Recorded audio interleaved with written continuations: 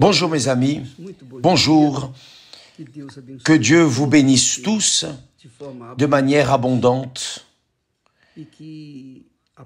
et que sa parole vienne être littéralement comprise pour que vous compreniez le projet, le plan de Dieu pour votre vie.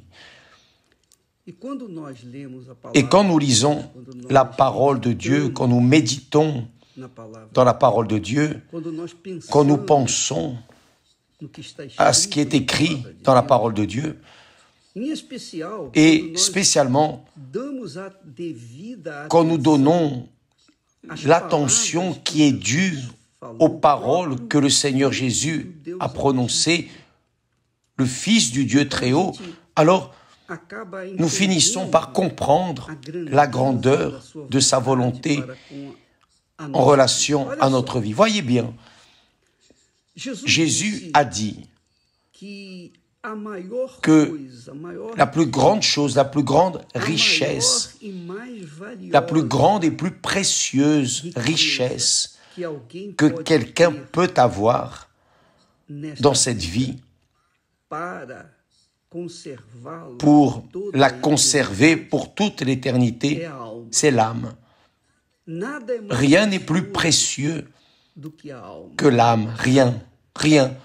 Par exemple, vous me regardez maintenant, peut-être que vous n'avez pas passé une bonne nuit, vous avez eu une nuit perturbée, avec des insomnies, des maux de tête, des problèmes. Au lieu de reposer votre âme, non. Vous n'avez pas reposé votre âme. Votre corps est resté couché, se tournant d'un côté, se tournant de l'autre, se levant, allant ici, là. Mais votre âme, non. Votre âme est restée sans repos.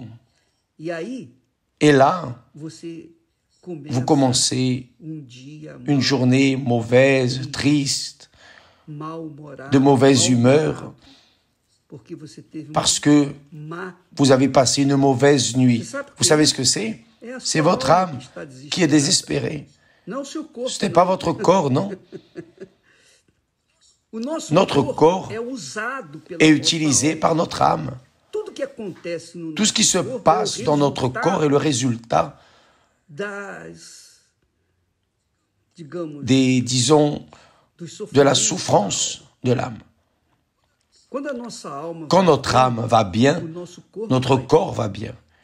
Quand notre âme va mal, notre corps va mal. Tout le monde dit comme ça, « Ah, je veux être heureux ». En réalité, la personne ne sait pas que le bonheur commence dans l'âme, mais quand elle est satisfaite, quand l'âme est dûment alimentée, nourrie, vitaminée avec la parole de Dieu, alors cette âme est forte, résistante, elle passe par les tribulations, par les difficultés, mais elle sait qu'elle sera conduite vers pâturage tôt ou tard. L'âme sauvée a l'espérance, l'âme sauvée a la certitude, a la foi. L'âme sauvée est guidée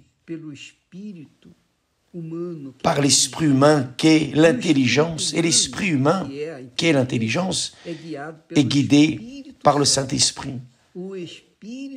L'Esprit qui a guidé Jésus durant toute sa vie ici sur terre et qui l'a même ressuscité. Alors, mes amis, le Saint-Esprit guide notre esprit, c'est-à-dire notre tête, notre intelligence. Par exemple, lorsque nous méditons dans la parole de Dieu, le Saint-Esprit parle, il éclaircit ce message. Et alors notre âme, qui ne se satisfait, qui ne s'alimente qu'avec la parole de Dieu, notre âme est satisfaite.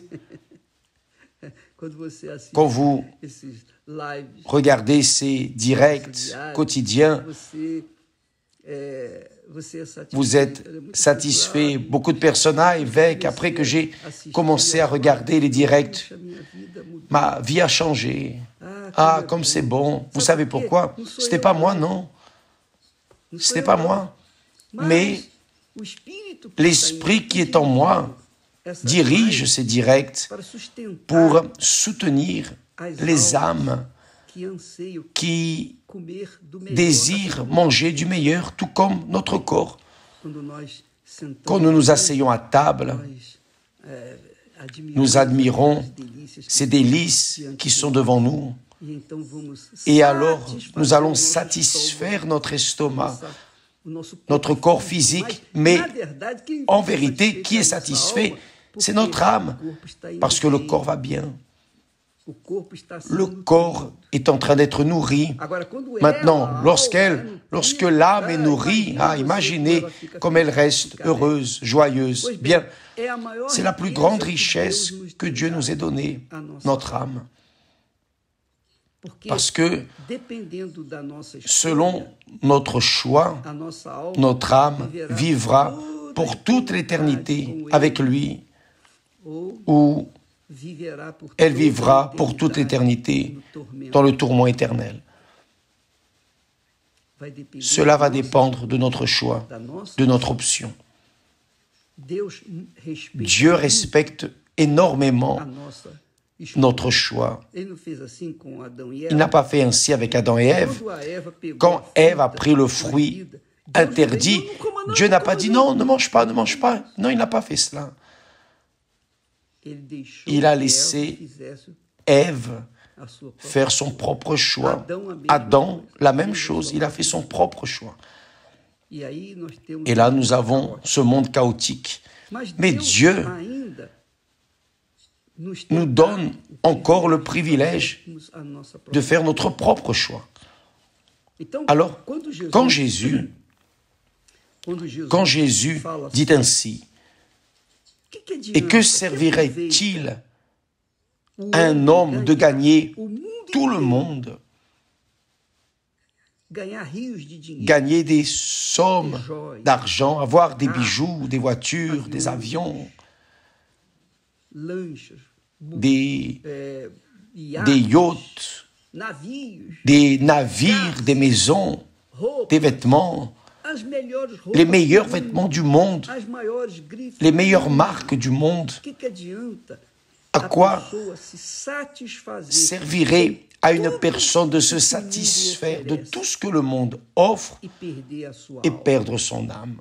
C'est-à-dire, Jésus est en train de dire, en d'autres mots, que l'âme vaut plus que tout ce que le monde pèse en or, tout ce que le monde offre. Vous comprenez, mes amis? Votre âme a autant de valeur que mon âme. Alors, l'âme du pauvre, l'âme du riche ont la même valeur, plus que tout le monde en or, en pierres précieuses, en richesse. L'âme humaine est la raison pour laquelle le Seigneur Jésus est venu à ce monde et est mort et a donné la sienne, son âme, en échange de la nôtre. Ou plutôt, avec son âme, il a racheté la nôtre. Et aujourd'hui, nous devons la livrer. Il l'a rachetée. Et nous devons reconnaître qu'il est notre Seigneur et lui livrer notre âme. Alors, quand nous faisons cette campagne du jeûne de Daniel, vous vérifiez, vous qui participez au jeûne de Daniel, vous n'avez pas perdu de temps avec des informations de ce monde, n'est-ce pas? Nous n'avons pas perdu de temps avec des informations séculaires. Notre temps, le maximum que nous utilisons est pour écouter la parole de Dieu, lire, méditer, n'est-ce pas? Alors, notre âme est forte quand nous faisons le jeûne, n'est-ce pas? Aujourd'hui, C'est le 4e jour, n'est-ce pas, du jeûne de Daniel. Samedi, dimanche, lundi. Aujourd'hui, c'est le 4e jour du jeûne de Daniel. Le 4e jour du jeûne de Daniel. Et dans ce 4e jour, notre âme va s'alimenter un peu plus. Pourquoi? Parce que nous laissons les informations séculaires, les divertissements, les choses de ce monde pour plonger notre être, notre âme, dans la mer du Saint-Esprit, dans les pensées de Dieu. Alors, quand Jésus dit « Et que servirait-il de gagner tout le monde, gagner de l'argent, gagner tout ce que vous voulez dans ce monde et perdre votre âme ?» Vous vérifiez que cet argent ou ce succès de ce monde ou toute chose que le monde nous offre, si cela valait vraiment la peine, le riche ne se tuerait pas, n'est-ce pas? Pourquoi est-ce que le riche se tue? Pourquoi est-ce que les riches se tuent? D'ailleurs, ils se tuent plus que les pauvres. Les pauvres, ils passent par des besoins, ont faim, vivent dans la misère, mais ils gardent en eux une foi. Alors, même avec les difficultés, ils survivent de la manière dont ils peuvent. Le riche, non. Le riche a tant d'argent qu'il ne sait même pas quoi en faire. Alors, qu'est-ce qu'il veut faire? Il arrive à la situation d'être frustré. J'ai tout, mais je n'ai pas encore satisfait mon être intérieur. Mon âme est assoiffée. Mon corps a tout. Homme, femme, mon corps a les plaisirs, mais mon âme est assoiffée, elle meurt. Et c'est la raison de la venue de Jésus. Il est venu pour sauver l'âme.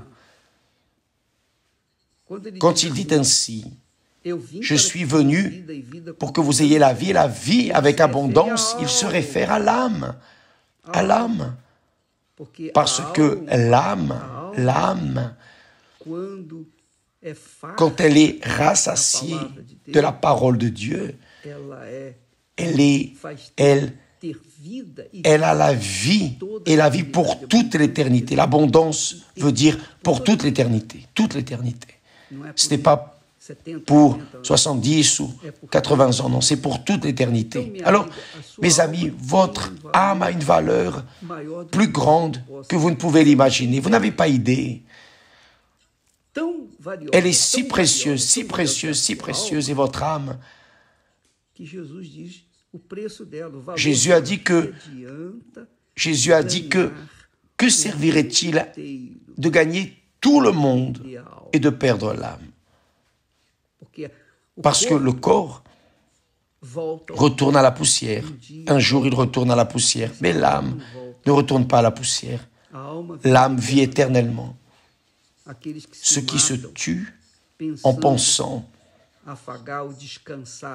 à apaiser, reposer l'âme, les pauvres, ils vont au tourment. Si ici, ils ont été tourmentés, imaginez le tourment qui est réservé aux âmes qui ont rejeté Jésus comme unique sauveur. Imaginez. Alors Jésus est venu pour donner la vie à votre âme, à mon âme, à notre âme. Et c'est pour cela que je prêche l'Évangile. Je prêche l'Évangile, vous savez pourquoi? Pour essayer de gagner au moins une âme de plus pour mon Seigneur Jésus. Parce que la mienne, lorsqu'elle a été gagnée, je suis devenu l'homme le plus riche de toute la face du monde. Et je veux que vous soyez riches aussi, plus que tous les êtres humains de ce monde. Que vous servirait-il de gagner le monde entier, d'avoir maison, famille, ceci, cela, avoir tout, mais vous n'avez pas le Saint-Esprit qui soutient l'âme, qui garantit le salut de l'âme, qui marque l'âme qui est de Dieu, que le diable ne touche pas.